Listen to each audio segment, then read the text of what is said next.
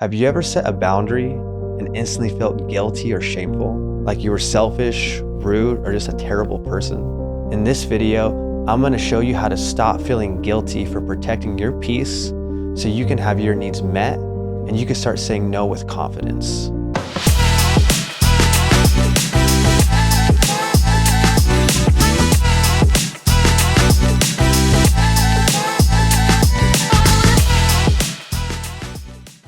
What's going on, guys? My name is Fausto Castellanos. I'm a spiritual advisor, clinical counselor, and motivational speaker. But most importantly, I'm somebody who's been through addiction, trauma, mental health, codependency, and I had a really hard time setting boundaries.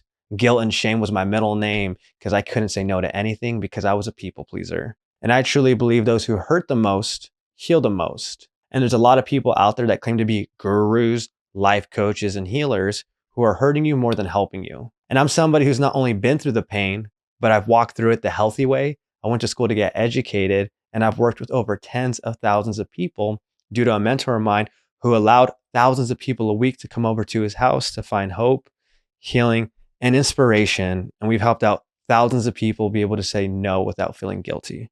Now, I'm somebody who's actually struggled with this for most of my life. I was a typical codependent, people pleaser, avoid conflict at all costs.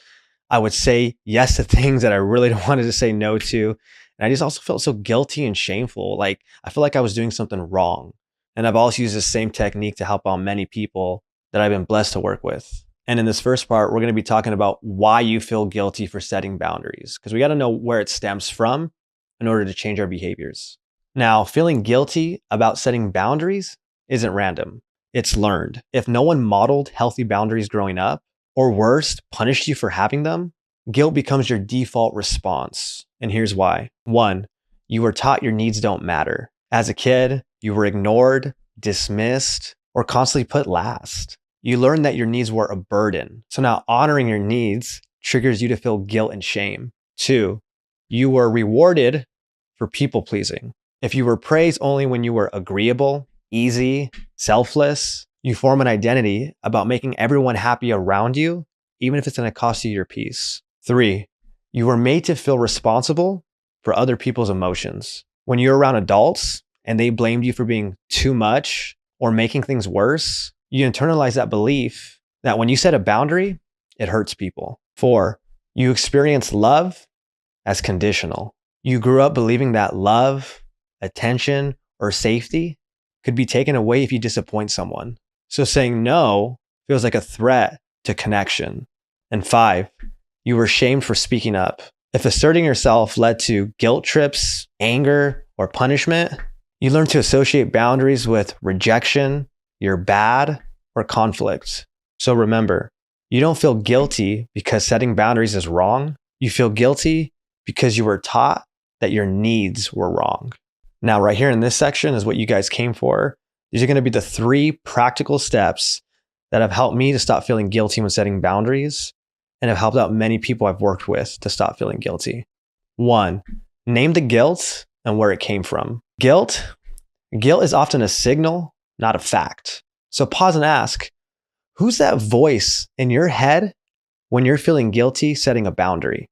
Is it mom, dad, siblings, caregiver, society?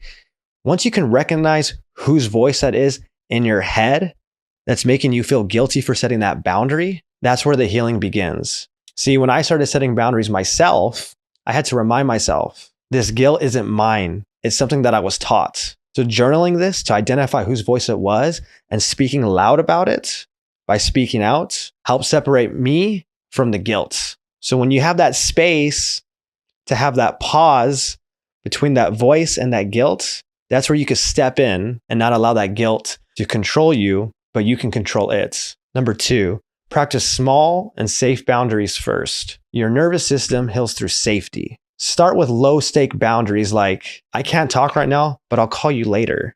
In my life, I couldn't go from people-pleasing to saying no overnight. I practiced in safe spaces with trusted friends, and every time I did it, I noticed that my confidence to say no got stronger and stronger. So when we get better at the small ones, the big ones will be a lot easier for us to handle.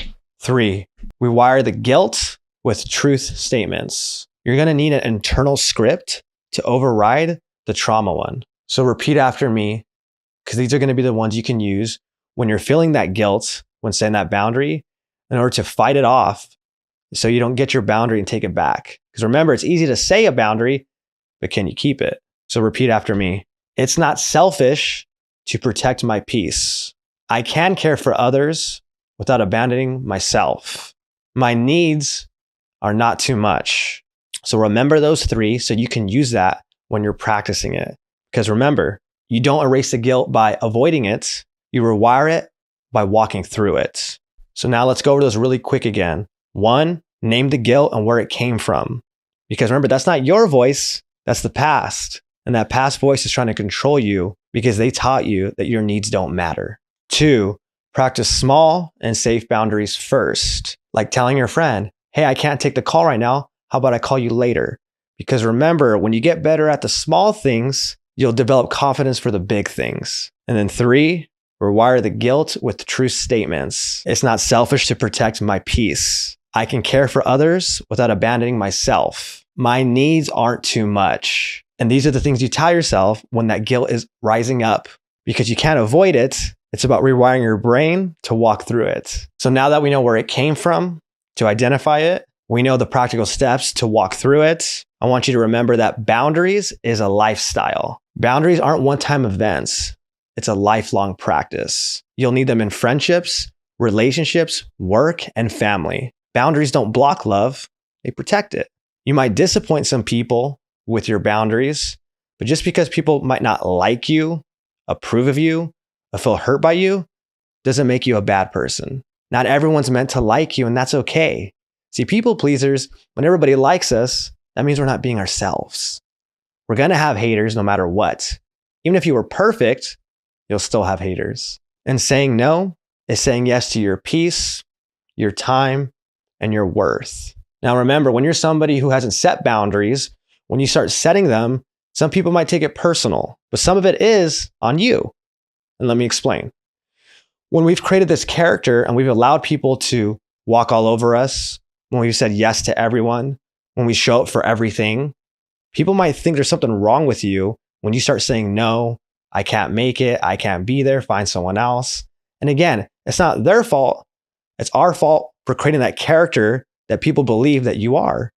So those who stay away were never for you, but those who stay with you respect you. And the more boundaries that you have, the more self-worth you will have. I want to share a secret with you. Low self-worth stems from a lack of boundaries. So if you want to raise your self-worth too, guess what? When you start setting boundaries, your self-worth will raise up as well. I'd love to hear from you. What is one boundary that you're working on that's still bringing guilt feelings? Or one that you finally set that you're super proud of? Drop it in the comments so we can talk about it, so we could talk through it together. You never know who else you might inspire by sharing your journey. And if this video has helped you, check out my video on codependency. This one right here will dive even deeper on other aspects of it to help strengthen yourself, to be able to set those boundaries and keep them. Because when you stop trying to earn love, you start learning how to receive it. And as we close out, I want you to know that you matter, you are needed, and you are loved. And in the description also below, I offer a free ebook, completely free. There's no catch to it. I just want to build trust with you. And it's a free ebook on how to find purpose in your pain. The link will be below. I made it myself. It's not AI. It's just a gift from me to give to you guys.